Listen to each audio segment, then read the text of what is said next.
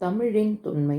தமிழ் என்ற சொல்லே திராவிடம் என்று மாறிற்று என்பது இப்பொழுது யாவராலும் ஒப்புக்கொள்ளப்படுகிறது.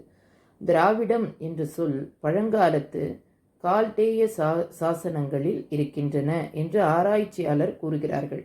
ஆகவே கிறிஸ்துவுக்கு முன் சில ஆயிரம் வருஷங்களாகவேனும் தமிழ் வழக்கில் இருந்தது என்பது பெறப்படுகிறது. இதற்கு சான்றாகவே சிந்துவெளி சாசனங்கள் கிறிஸ்துக்கு முன் 3000 ஆண்டு அளவில் தமிழ் மொழியின் ஒலிகளை ஏனும் படரூபமாக எழுதி காட்டுகின்றன.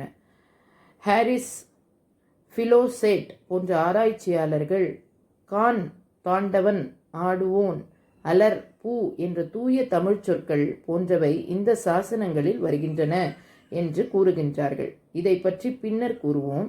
இதுவன்றி இறையினார் அகப்பொருள் சங்க காலத்தை பற்றி கூறுவதை நாம் முழுவதும் ஒப்புக்கொள்ளாவிட்டாலும் அந்நூலில் காணும் சங்ககால வரையறை முதற் சங்கம் 4440 ஆண்டுகள் இருந்து, இரண்டாம் சங்கம் 3700 ஆண்டுகள் இருந்தது என்பவை போன்றவை தமிழ் மொழியின் தொன்மையை எடுத்து காட்டுவது ஆகும். இனி சங்ககால நூல்களிலேயே மறைந்த பரளி என்ற சிலப்பதிகாரம் பேச்சும் ஆற்றை புறநானூற்று புலவர் ஒருவர் பரளி மணலினும் பலவே என்று குறிக்கின்றார்.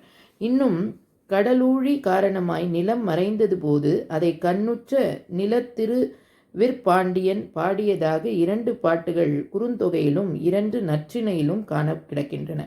கௌதமனார் என்ற பழம்புலவர் அஸ்தினாபுரி மன்னன் யுதிஷ்டினை பற்றி பாடுகின்றார். இவைகளும் தமிழின் தொன்மைக்கு சான்று பகர்கின்றன.